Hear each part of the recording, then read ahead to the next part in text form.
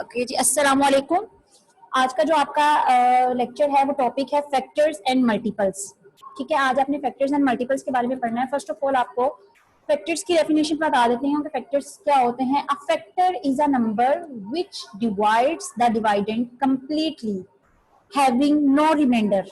अब इसका क्या मतलब है कि फैक्टर क्या होता है। फैक्टर हम लोग ऐसे नंबर को बोलते हैं जो किसी भी डिवाइडेंड को कंप्लीटली डिवाइड कर देता है। जैसे आपको यहाँ पर नजर आ रहा है 18 एग्जाम्पल में, अगर आप देखें फर्स्ट वाली एग्जाम्पल है आपके पास, तो ये जो अंदर आपके पास 18 लिखा हुआ है ना, ये वाला 18, इसको हम बोलते हैं डिवाइडेंड। ठीक है, ये जो अंदर आपके पास लिखा हुआ है इसको हम बोलते हैं डिवाइडेंड। ये जो बाहर आपके पास 1 लिखा हुआ है इसको हम बोलते हैं डिवाइजर। ठीक है, और यहाँ ऊपर जो आपके पास आंसर आता है इसको हम लोग बोलते हैं क्वोशिएंट। लास्ट पे जो आपके पास रिमेनिंग वैल्यू बचती है, या अगर कंप्लीटली डिवाइड भी हो जाता है, 0 बचता है या कोई नंबर बच भी जाता है यहाँ पे, तो इसको आप बोलते हैं रिमाइंडर। ठीक है, मैं दोबारा बता देती हूँ। ये जो अंदर आपके पास 18 है इसको हम डिवाइडेंड बोलते हैं। बाहर जो 1 लिखा होता है इसको हम लोग डिवाइजर बोलते हैं। ये आपके पास जो 18 आंसर है इसको आप लोग क्वोशिएंट बोलते हैं, और लास्ट पे जो आपके पास वैल्यू बच जाती है उसको आप लोग रिमाइंडर बोलते हैं। ठीक है, तो अब हमने लिखा अंदर 18। अब हमने बताना है कि 18 के फैक्टर कौन कौन से। अब 18 के फैक्टर का मतलब है कि 18 को आपने किसी ऐसे नंबर पे डिवाइड करना है जो उसको कंप्लीटली पूरा पूरा डिवाइड कर दे, मतलब उसका रिमाइंडर 0 बचे, कुछ भी ना हो उसका रिमाइंडर। तो देखें, अगर मैं 18 को 1 के टेबल पे करती हूँ, ये बाहर तो हमारा टेबल ही होता है ना, तो हम अगर 1 के टेबल पे करते हैं, तो अगर मैं 1 का टेबल 18 तक पढ़ूं तो 1 18 जा 18, तो आपके पास 18 में से 18 माइनस किए 0। देखें, जब आपने 1 को 18 के साथ मल्टीप्लाई किया तो 18 ही आया। ठीक है, और इन दोनों को जब आपने माइनस किया तो आंसर 0 आया। इट्स मीन कि ये जो 1 है और ये जो 18 है, ये 1 डिवाइजर वाला 1 और क्वोशिएंट वाला 18, ये दोनों जो हैं, ये अंदर वाला ये जो 18 है इसके फैक्टर है। ठीक है, ये जो अंदर आपके पास डिवाइडेंड है ना, अब इसके फैक्टर क्या है, ये जो बाहर आपके पास डिवाइजर का 1 है और ये जो आपके पास क्वोशिएंट का 18 है, क्योंकि हमने इन दोनों को मल्टीप्लाई किया था तो आपका कंप्लीटली डिवाइड हुआ था डिवाइडेंड। ठीक है, जो अभी आपने डेफिनेशन पढ़ी फैक्टर की, वो क्या था कि फैक्टर एक ऐसा नंबर होता है जो डिवाइडेंड को, जो अंदर आपके पास वैल्यू लिखी होती है डिवाइडेंड को, उसको पूरा पूरा डिवाइड कर देता है, यानी उसका रिमाइंडर कुछ भी नहीं बचता। ठीक है, उसके बाद आपके पास था नेक्स्ट एग्जांपल, आपको दिखा रही हूँ। देखिए, we will find all the factors of 18। ये आपको फर्स्ट वाली लाइन नजर आ रही है कि हम यहाँ पे ना 18 के फैक्टर्स निकाल रहे हैं। अब आपने यहाँ पे 18 के जितने भी फैक्टर्स बनेंगे ना, वो सारे आपने यहाँ पे निकालने हैं। अब 18 के फैक्टर्स निकालने का क्या तरीका होता है कि आपने जिस चीज के फैक्टर निकालने होते हैं ना, उसको आपने 1 बाय 1 डिवाइड करना होता है। अब आपके पास इतना टाइम तो है नहीं कि आप 1 से लेके उसको 1000 तक या 115 तक आप उसको डिवाइड करते रहे। आपने क्या करना है, 1 से लेके ना 10 तक आपने उसको डिवाइड करना है 1 बाय 1 उसके टेबल पे। ठीक है, देखिए 1 को तो हमने फर्स्ट पे डिवाइड कर लिया। अब उसके बाद मैं 18 को डिवाइड कर रही हूँ 2 पे। ये आपको 2 नजर आ रहा है, 1 पे अभी हम डिवाइड कर चुके हैं। अब हम सीक्वेंस से चल रहे हैं, तो 1 के बाद 2 आता है, तो मैं 18 को 2 पे डिवाइड करती हूँ। हम चेक करते हैं कि क्या ये कंप्लीटली डिविजिबल है कि नहीं है। तो 18 मैंने अंदर डिवाइडेड में लिखा, बाहर डिवाइजर आपका 2 था, तो अगर मैं 2 का टेबल 9 तक पढ़ूं तो हमारे पास 18 आता है, और ये भी कंप्लीटली डिविजिबल है। देखें, कंप्लीटली डिविजिबल है, यानी इसका भी रिमाइंडर 0 आ गया। इट्स मीन कि ये जो है फैक्टर 2 और 9 भी 18 के फैक्टर हैं। 2 को मल्टीप्लाई करें 9 से तो ये भी इसके फैक्टर हैं। ये देखिए, यहाँ पे मैं यहाँ पर इसके आपको फैक्टर्स नजर आ रहे हैं, ये फैक्टर्स लिखे हमें यहाँ नीचे आपको नजर आ रहे हैं। 18 इज इक्वल टू, ये जो सबसे पहले हमने फैक्टर निकाला 1 मल्टीप्लाई 18, तो मैंने वो लिख दिया। अब सेकंड पे हमने क्या फैक्टर निकाला है, 2 मल्टीप्लाई 9, तो हमने यहाँ पर इसके फैक्टर ये भी लिख दिए। ठीक है, अब क्योंकि हमने 2 से डिवाइड कर लिया, अब नेक्स्ट स्टेप है 3 से डिवाइड करना, तो हम 18 को डिवाइड कर रहे हैं 3 से। ये आपको यहाँ पे नजर आ रहा है। तो अब हमने जब 18 को 3 से डिवाइड किया तो 3 6 18, अब 3 के टेबल पे भी 18 पूरा पूरा डिवाइड हो रहा है। तो अब इसके फैक्टर्स क्या बने, 3 एंड 6। इसके फैक्टर्स क्या बने, 3 एंड 6। तो 3 मल्टीप्लाई 6, ये देखें यहाँ पे मैंने लिखा हुआ है 3 मल्टीप्लाई 6, इसका एक फैक्टर ये भी बन गया, क्योंकि ये तो पूरे पूरे डिवाइड हो रहे हैं ना। इनके रिमाइंडर क्या है, 0। जिनके रिमाइंडर 0 होते हैं वो कंप्लीटली डिविजिबल होते हैं, वो फैक्टर होते हैं उनके। अब नेक्स्ट जो है आपके पास, अब 3 के बाद आता है 4। ठीक है, आप कहेंगे मिस ने तो 3 के बाद डायरेक्ट 6 से ही हमें डिवाइड कर दिया, नहीं, वो अभी मैं आपको बताती हूँ कि क्यों किया है। कि अब आपके पास 18 है ना, अब आपने इसको 3 से डिवाइड किया, 3 के बाद आता है 4। अगर आप 18 को डिवाइड करते हैं 4 पे, तो 4 के टेबल पे तो 18 नहीं आता है, 4 4 से 16 आएगा, तो उसका रिमाइंडर 2 बच जाएगा। ठीक है, अब जिस डिवाइडेंड का रिमाइंडर बच जाता है, कोई भी रिमाइंडर आपके पास वैल्यू में जो है वो बच जाता है, रिमेनिंग वैल्यू कुछ भी रह जाती है, तो वो उसके फैक्टर नहीं होते। फैक्टर आपके पास वही वाली वैल्यूज होती हैं जिनका रिमाइंडर क्या होता है, 0 होता है। ठीक है, अगर हम फिर 18 को 5 पे डिवाइड करें, क्योंकि 4 का तो रिमाइंडर बच गया ना, आपके पास कोई ना कोई वैल्यू रह गई थी, अब 18 को 5 पे करें, अब 5 के टेबल पे भी 18 नहीं आता, कंप्लीटली डिविजिबल नहीं है ना 5 का, तो इट्स मीन इसमें भी रिमाइंडर बच जाएगा। तो इसका मतलब है कि 4 और 5 पे तो ये कंप्लीटली डिविजिबल होता नहीं है, तो इट्स मीन 4 और 5 इसके फैक्टर नहीं है। तो अब हम चेक करते हैं 4 और 5 के बाद 6 पे। तो जब आपने इसको चेक किया 6 पे, तो देखिए मैंने 6 पे इसको चेक किया, तो 6 के टेबल पे पूरा पूरा 18 आ रहा है, तो इट्स मीन ये 6 जो है ये इसका फैक्टर है। तो हम लिख देंगे 6 मल्टीप्लाई 3, ये देखिए यहाँ पे मैंने लिख दिया 6 मल्टीप्लाई 3। अब उसके बाद हम 7 पे करेंगे चेक। अगर 18 का टेबल हम 18 का डिवाइडेंड जो है उसको 7 पे चेक करें, तो 7 के टेबल पे 18 नहीं आता। ठीक है, उसमें भी कोई ना कोई रिमाइंडर आपके पास बचेगा, इट्स मीन जो 7 है वो भी इसका फैक्टर नहीं है। उसके बाद अगर हम 18 का जो है वो चेक करते हैं 8 के टेबल पे, तो 8 के टेबल पे भी 18 नहीं आता, पूरा पूरा डिवाइड नहीं होता, तो वो भी इसका फैक्टर नहीं बनेगा। फिर हम चेक करते हैं 9 पे, तो ये देखिए आप 9 के टेबल पे भी कंप्लीटली डिविजिबल है, तो इसका 9 मल्टीप्लाई 2 फैक्टर बनेगा, तो यहाँ पे मैंने लिख दिया 9 मल्टीप्लाई 2। ठीक है, आपने 10 तक इसको चेक करना है। जब आप 10 तक चेक करेंगे ना, तो 10 तक चेक करने से आपको ये पता चलेगा कि आपके पास ना एक टाइम में ना दो दो फैक्टर निकल आएंगे। आपने देखो यहाँ पे 1 से चेक किया, तो आपके एक टाइम में दो फैक्टर निकले हैं, एक 1 और एक 18। देखो आपने 18 पे तो चेक नहीं किया था, लेकिन आपकी 10 से ऑनवर्ड जो काउंटिंग है ना, वो आपको यहाँ ऊपर वाले इस पोर्शन में नजर आ जाएगी। 10 से ऑनवर्ड जो फैक्टर होंगे वो आपके यहाँ पे ऊपर वाली साइड पे आपको नजर आ जाएंगे, जिस तरह 10 से ऑनवर्ड 11 12 13 14, इनफैक्ट 100 भी हुआ तो वो आपको यहाँ पे क्वेश्चन में नजर आ जाएगा। अगर आप 10 तक काउंटिंग में करते हैं उसको डिवाइड, तो आपको यहाँ पर उसका जो है वो क्वेश्चन में पता चल जाएगा कि आपके कौन कौन से फैक्टर्स बन रहे हैं। अब ये तो आपने लिख दिए कि 18 जो है इन टेबल्स पे कंप्लीटली डिवाइड हो रहा है। अब हम यहाँ लिखते हैं कि 18 के फैक्टर्स हैं क्या। बेसिकली जो फैक्टर्स होते हैं वो कॉमास में लिखे जाते हैं, तो आपने यहाँ पे लिखना है फैक्टर्स ऑफ 18, ये आपने कॉलन का साइन लगाया। अब आपने यहाँ पर आपको ये एरो नजर आ रहा है कि ये जो आपकी right side sorry left side है, लेफ्ट साइड पे आपका एरो डाउनवर्ड आएगा और राइट साइड पे आपका जो एरो है वो अपवर्ड इस तरीके से जाएगा। ठीक है, डाउनवर्ड का मतलब है कि आपने लेफ्ट से स्टार्ट करना है लिखना। लेफ्ट पे पहले क्या लिखा हुआ है 1, तो हमने यहाँ पर लिख दिया 1।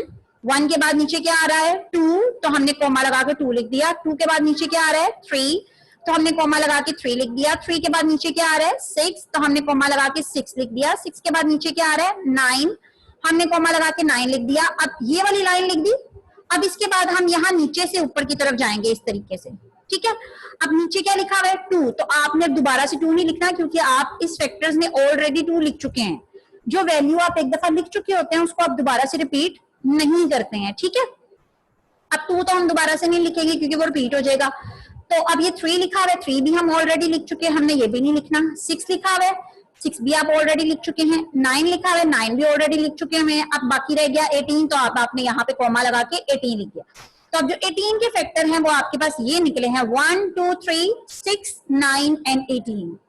ठीक है, ये आपको मैंने अभी मेथड बताया है फैक्टर्स निकालने का, कि हम लोग किस तरीके से फैक्टर्स निकालते हैं। किसी भी नंबर का अगर आपने फैक्टर निकालना हो, तो फैक्टर निकालने के लिए आपको क्या करना पड़ता है कि आपने उस नंबर को 1 से लेकर 10 तक काउंटिंग पे डिवाइड करना।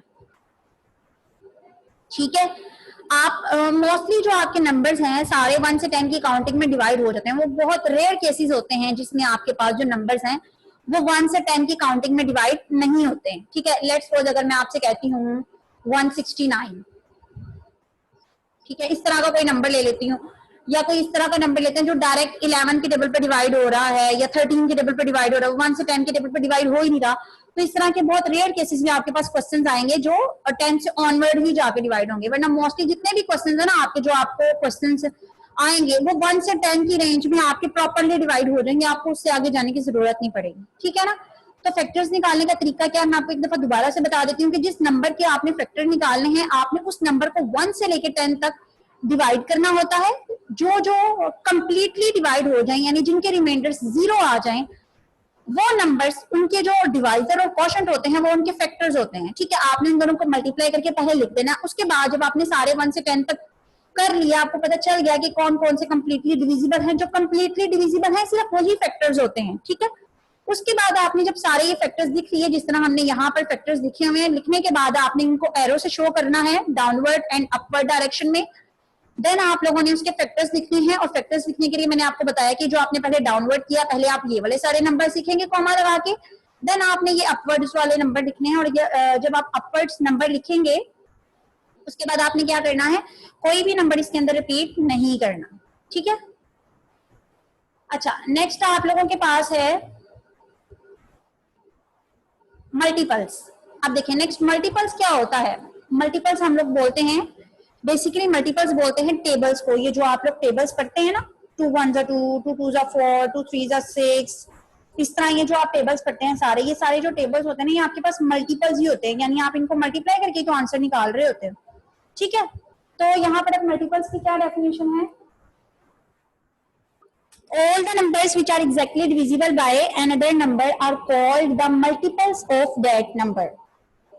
कि जो नंबर दूसरे नंबर का प्रॉपरली डिवाइड कर देगा वो उसका मल्टीपल होता है। जिस तरह अभी आपने यहाँ पे पीछे देखा, ये देखें यहाँ पे, ये आपने देखा था ये पूरा पूरा डिवाइड कर रहा था ना, और लास्ट में आपके पास रिमाइंडर 0 था। तो ये जो फैक्टर्स थे 6 3 18, 6 3 18, देखिए ये बाहर वाले जो दो नंबर हैं, इन दोनों को जब आपने मल्टीप्लाई किया तो आपके पास अंदर वाला नंबर डिवाइडेड आ गया।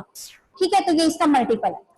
या बेसिकली आप इन शॉर्ट ये कह सकते हैं कि जो आपके पास मल्टीपल्स होते हैं ना, मल्टीपल्स आपके पास आप टेबल्स ही समझ लें। मल्टीपल्स में आपने क्या लिखने होते हैं, टेबल्स लिखने होते हैं। अगर आपसे वो कहे कि बताएं 5 के मल्टीपल्स क्या हैं, 10 के मल्टीपल्स क्या हैं, 2 के मल्टीपल्स क्या हैं, अगर वो आपसे 2 के मल्टीपल्स पूछता है तो आपने 2 का टेबल लिख देना है, 2 4 6 8 10 12 14। ठीक है, 2 1 2 होता है ना, तो आपने जो उसका लास्ट आंसर है वो लिखना है।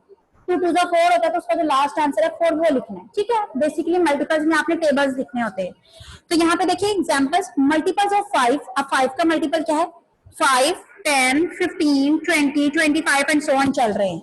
मल्टीपल्स ऑफ 10, अब यहाँ पे आप 10 का टेबल लिखेंगे, 10 20 30 40 50 और सो ऑन चल रहे हैं। ठीक है, मल्टीपल्स में आपने टेबल्स लिखने होते हैं। ठीक है, मल्टीपल्स क्या होता है, all the numbers which are exactly divisible by another number are called the multiples of that number. Multiples में आपका जो नंबर है वो दूसरे नंबर को पूरा पूरा डिवाइड कर देता है। नेक्स्ट है आपके पास टाइप्स ऑफ नेचुरल नंबर। अब टाइप्स ऑफ नेचुरल नंबर आपके पास क्या है, नेचुरल नंबर आर क्लासिफाइड,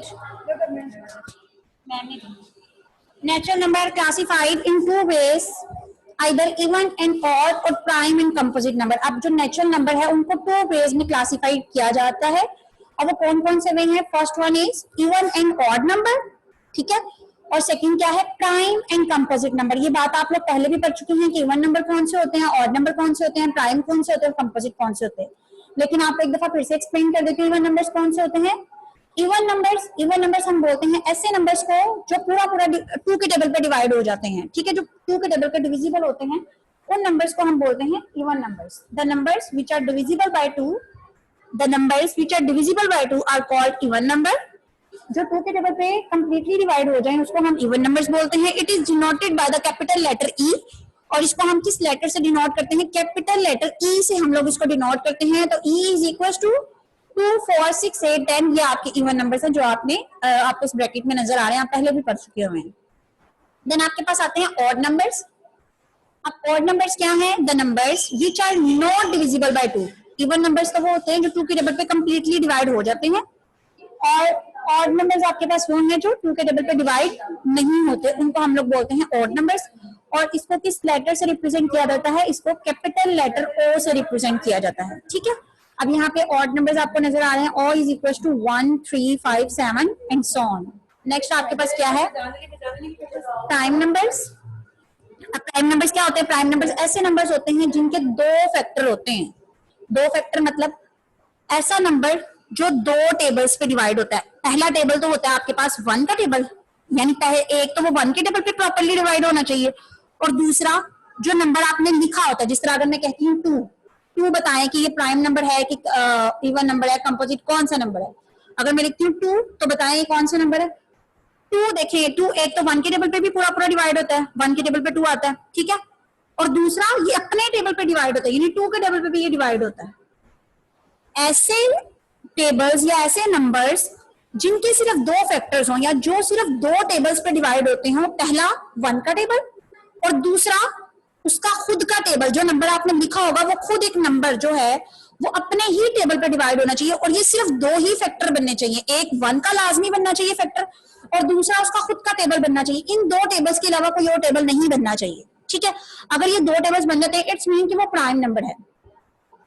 मैं दोबारा बता रही हूँ, प्राइम नंबर क्या है, अ number having exactly two factors, one, first factor क्या है one and the number itself, और दूसरा फैक्टर क्या है उसका खुद का टेबल, जो नंबर आप लिख रहे हैं वो खुद का नंबर अपना ही प्राइम वो फैक्टर बनाना चाहिए।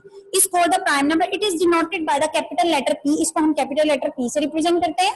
अब देखिए प्राइम नंबर में क्या लिखा हुआ है, प्राइम नंबर आपका, अगर हम वन की बात करें कि क्या वन एक प्राइम नंबर है, तो वन एक प्राइम नंबर नहीं है, क्योंकि वन जो है वो सिर्फ वन के टेबल पे डिवाइड हो रहा है, उसके अलावा तो किसी पे डिवाइड नहीं हो रहा। अब हम बात करते हैं टू की, तो टू एक प्राइम नंबर है, टू जो है वो वन के टेबल पे भी डिवाइड होता है और ये अपने टेबल यानी टू के टेबल पे भी डिवाइड होता है, तो ये प्राइम नंबर हुआ। थ्री, थ्री भी एक प्राइम नंबर है क्योंकि ये भी वन पे और थ्री के टेबल पे डिवाइड होता है। फाइव, थ्री के बाद आता है फोर, तो अगर हम फोर की बात करें तो फोर जो है वो वन के टेबल पे डिवाइड होता है और फोर पे होता है, लेकिन इसके अलावा ये टू के टेबल पे भी डिवाइड होता है, इसका मतलब है कि ये प्राइम नहीं हुआ। प्राइम में हमारे पास सिर्फ दो फैक्टर्स बनते हैं, एक वन का टेबल और दूसरा उसका खुद का टेबल इटसेल्फ, ठीक है। अब नेक्स्ट आप लोगों के पास है कंपोजिट नंबर्स। कंपोजिट नंबर्स क्या होते हैं, कंपोजिट नंबर्स ऐसे नंबर्स को बोलते हैं जिसमें आपके पास जो है दो से ज्यादा फैक्टर बनते हैं, ठीक है। जहां आपके पास दो से ज्यादा फैक्टर बनते हैं उसको आप लोग बोलते हैं कंपोजिट नंबर। अब वो दो से ज्यादा फैक्टर कौन से हैं, पहला फैक्टर आपके पास आ जाता है, पहला फैक्टर है आपके पास वन का टेबल, ठीक है। उसके बाद आपके पास आता है टेबल इटसेल्फ, यानी जो नंबर आपने लिखा है वो दो फैक्टर्स तो ये हो गए। अब इन दो के अलावा अगर कोई भी फैक्टर और बन जाए, यानी दो से ज्यादा जब फैक्टर बन जाते हैं तो वो कंपोजिट नंबर होते हैं। एक तो वन का टेबल हो गया, दूसरा आपके पास टेबल इटसेल्फ हो गया, जो नंबर आपने लिखा हुआ था वो नंबर इटसेल्फ हो गया, दो फैक्टर ये बन गए, और इनके अलावा अगर कोई और टेबल पे भी वो डिवाइड हो रहा है तो इट्स मीन वो कंपोजिट नंबर है। कंपोजिट नंबर देखिए, a number having more than two factors और composite numbers, it is denoted by the capital letter C, इसको हम कैपिटल लेटर सी से रिप्रेजेंट करते हैं। तो सी इज इक्वल टू, देखिए यहाँ पे फोर लिखा है, ये फोर जो है वो वन के टेबल पे डिवाइड होता है, ठीक है, उसके अलावा ये फोर के टेबल पे डिवाइड होता है। अब वन और फोर के अलावा ये टू के टेबल पे भी जाता है, यानी दो से ज्यादा फैक्टर बन गए, एक तो वन एक फोर, दो फैक्टर ये हुए और तीसरा टू का टेबल, तो ये इसके तीन फैक्टर्स बन गए। इसी तरह सिक्स का, इसके भी दो से ज्यादा फैक्टर बनते हैं, जिनके दो से ज्यादा फैक्टर्स बनते हैं वो कौन से नंबर्स होते हैं, कंपोजिट नंबर्स, ठीक है। इसमें से अपना वो काट लो ना तुम, लेके जाना फिर अभी जाना। नेक्स्ट आपके पास है not the number two is the only even prime number, जो टू है वो एक इवन प्राइम नंबर है, वेयर एज, क्योंकि टू के अलावा कोई भी ऐसा नंबर जो है प्राइम नंबर, कोई भी ऐसा प्राइम नंबर इवन नहीं होगा।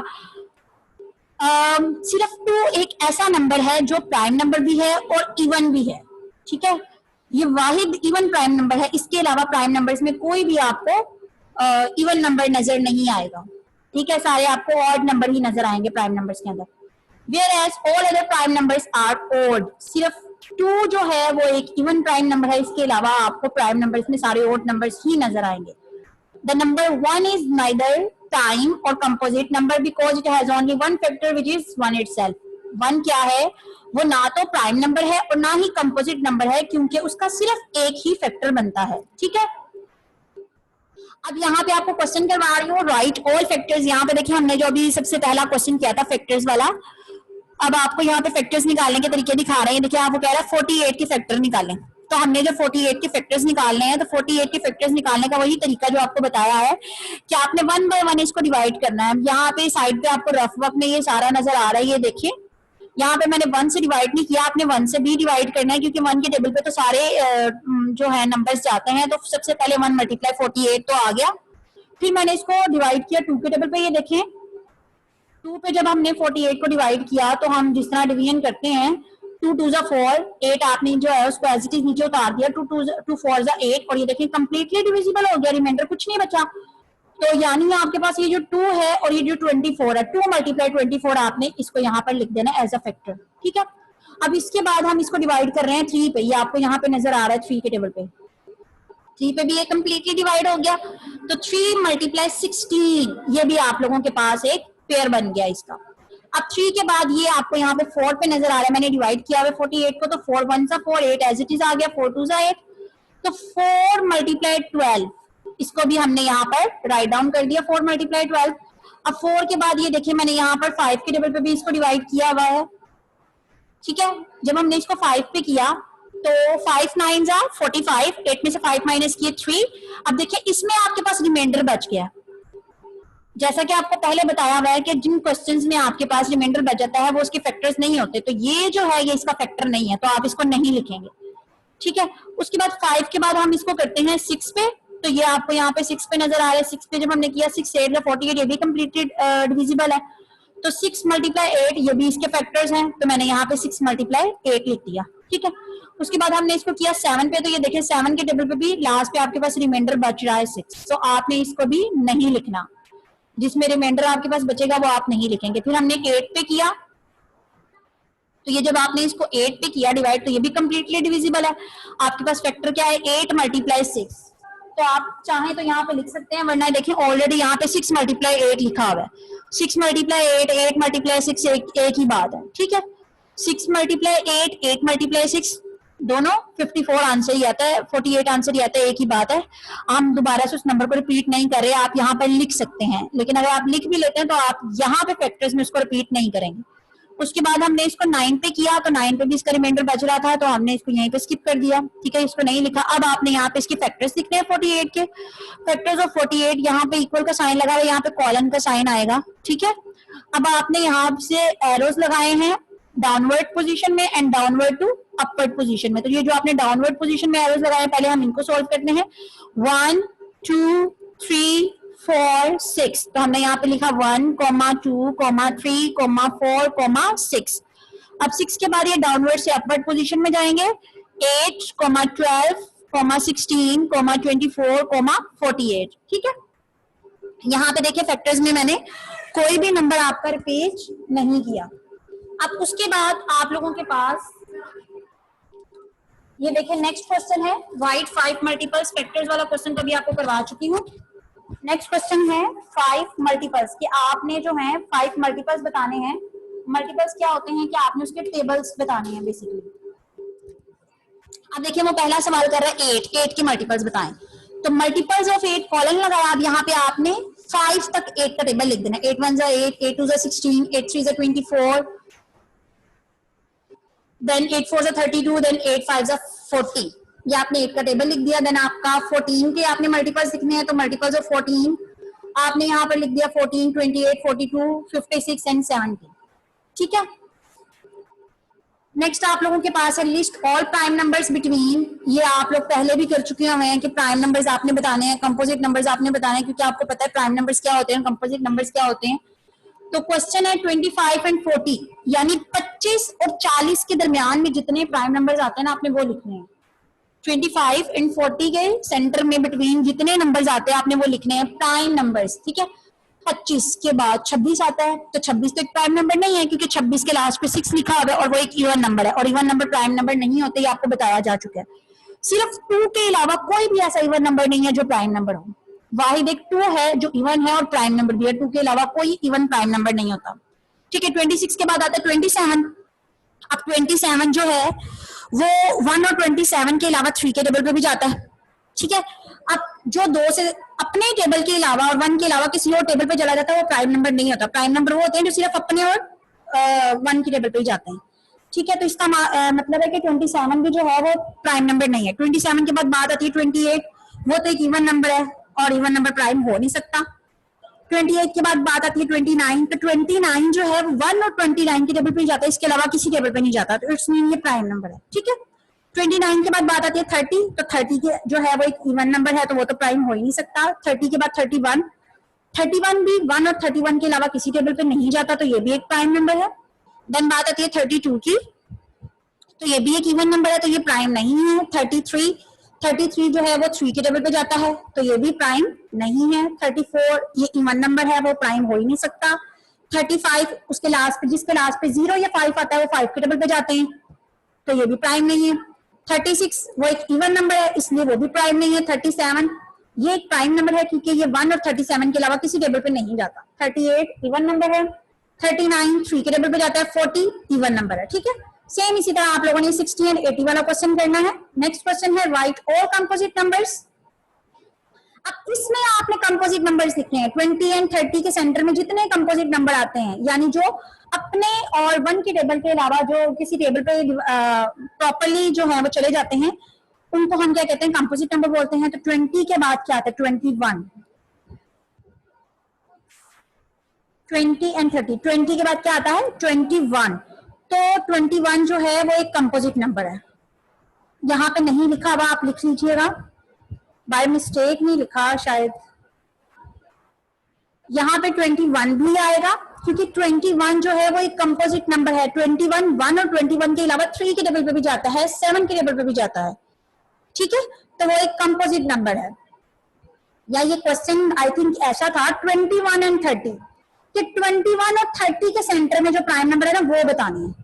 तो अगर 21 और 30 से स्टार्ट होते हैं, फिर तो ये 22 से ही इसका आंसर स्टार्ट होगा। लेकिन अगर ये 20 एंड 30 के सेंटर में, तो फिर 21 भी इसके अंदर कंपोजिट नंबर आएगा, ठीक है। अब 22 भी एक कंपोजिट नंबर है, क्योंकि सारे इवन नंबर जो है वो तो कंपोजिट होंगे ही होंगे, क्योंकि वो अपने और 1 के टेबल के अलावा दूसरे टेबल्स पे जाते हैं, सॉरी इवन नंबर्स। अब 23 जो है वो अपने और 1 के अलावा तो किसी पे जाता ही नहीं है, तो वो कंपोजिट नहीं है, वो एक प्राइम नंबर है। 24 ये भी एक कंपोजिट नंबर है। 25 ये 5 के टेबल पे जाता है, तो ये भी कंपोजिट है। इसी तरह आपने 30 तक जितने भी नंबर कंपोजिट होते हैं वो आपने लिख देने, ठीक है। ये था आप लोगों का आज का लेक्चर।